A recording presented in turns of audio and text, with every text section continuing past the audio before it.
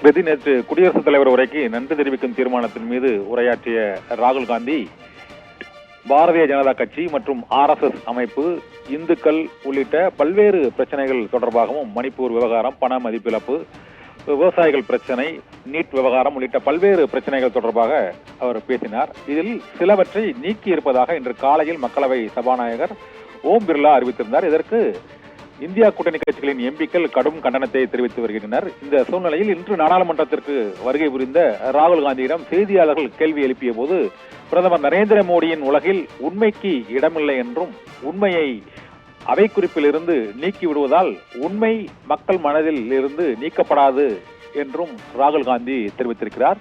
தனது பேச்சை வேண்டுமானால் அவை குறிப்பில் இருந்து நீக்கிக் கொள்ளலாம், ஆனால் அதில் உள்ள உண்மையை மறைப்பதற்கு ஒருபோதும் இயலாத காரியம் என்றும், மக்களின் மனதில் தாம் பேசியவை இடம்பெற்று விட்டன என்றும், காகிதங்களில் இடம்பெற்றிருக்கும் அந்த வரிகளை நீக்கியதால் இந்த